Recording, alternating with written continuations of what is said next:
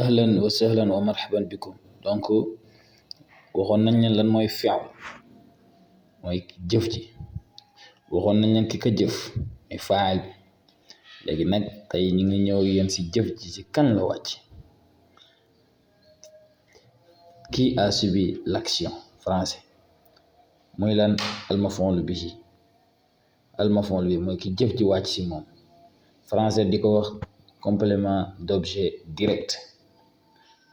Donc ñu observer ces phrases, ces exemples, ñu xool bu baax. al amthila, premièrement, akala lekk na, lekk jëf, al waladu xale bi. kon bii moom xam ngeen ko, fi'lu faa'il al waladu.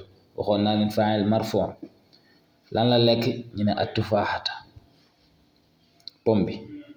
qara'at jàng na al bintu xale bu jigéen bi al kitaaba téere bi. kasara damm na at tiflu xale bi góor bu ndaw azujaaja verre bi. shahadtu seetaan naa, lu ma seetaan al mubaaraata. kasara donc lan la xale bi damm azujaaja. qara'at lan la jàng al kitaab téere. ñu ñëw si alxaamis cinquième, ñu ne rasama dessiné na al fannaanu artiste bi lawxatan benn ardoise. rasama dessin moo lu xew, ñu ne kan moo ko def, ñu ne alfannaan. nu gis ngeen faa'il bi jàngoon nañ faa'il marfu'. doo wax alfannaanu lan la defa dessiné, ñu ne lawxatan. xafiza mokkal na at tilmiizu élève bu góor bi lan la mokkal ad darsa. kon ñaari baat yi bu ngeen seetloo, ñaari baat yi njëkkee da ngeen koy xam. comme buñ ne kataba bind na al taalibu jàngkat bi lan la bind, ñu ne al waajiba devoir bi. sami'na dégg nañ, lan lañ dégg, al axbaara information bi. kon ñun dégg nañ information.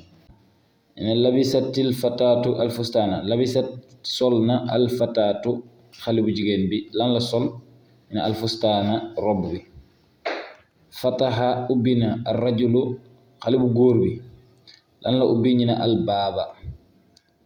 kon baat yi nga xam ñoo mujj si jumal yi bu ngeen leen xoolee ñoom ñëpp fataha lañ mujjee, te ñoom ñëpp si la jëfi wàcc. lan lañ lekk, pom bi. lan lañ jàng, téere bi. lan lañ damm, verre bi. lan lañ seetaan, match bi. lan lañ dessiné, ardoise bi.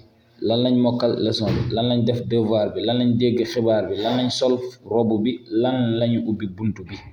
kon tey duñu intéressé wu si lan moo xew, lan lañ def muy fi'l bi.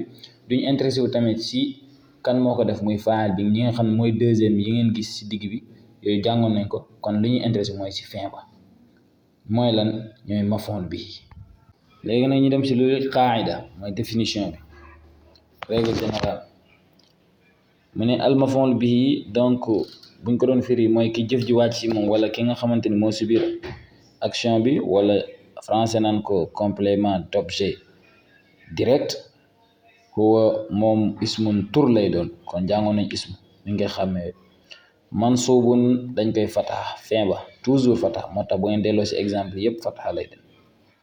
mansub fataha. yadullu muy tegtale ala man ci ki nga xam ne waqaa daanu na, wala waqaa wàcc na alayhi ci moom fi'lul faa'ili jëfu aji jëf ci, c'est-à-dire l'action du sujet. maanaam jëf bi am na ki ko def, léegi si kan la wàcc, loolu mooy maf'ul bihi. bu ñu ne misaal, ñu ne exemple, ñu ne yashrahu mu ngi expliquer al muallimu jàngalekat bi ad darsa leçon bi. kon yashrahu mooy moo ngi expliquer, mooy fi'l. kan mooy expliquer, ñu ne al muallim muy fa'il. lan lay expliquer, ñu ne ad darsa muy maf'ul bi. boo leen xoolee ad darsa lan la, ismu la parce que alif ak lam baa ngi fi. boo leen xoolee si fin bi fataha la, ñu ne mansub. te kan la jëf ji wàcc, qui a subi l'action, c'est moom, parce que lan la ñuy expliquer, ad darsa leçon bi. kon loolu mooy maf'ul bi.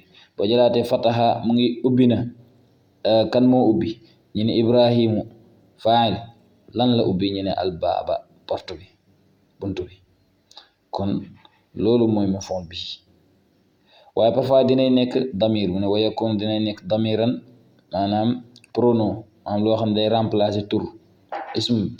bu ñu waxee ñu ne exemple, ñu ne haazal qalamu big bii de axadahu jël na ko huu gi kan axada jël na lan la jël ñu ne huu bi day remplacer alqalama maanaam jël na ko kon ko boobu noonu moom mooy complément donc il l'a pris il l'a mangé là donc comme vous pouvez comprendre en France donc haza alqalamu axadahu jël na ko huu bi moom mooy mafoon bi fii min ni Muhammad ra'aytuha gis naa ko sallamtu alayha non ra'aytuha gis naa ko wa am akaltuha lekk naa ko alfutufaat donc c'était ça merci beaucoup pour cette n'oubliez pas donc de s'abonner d'aimer et de partager donc pour aider les autres à bien apprendre voilà, à travers nos explications merci.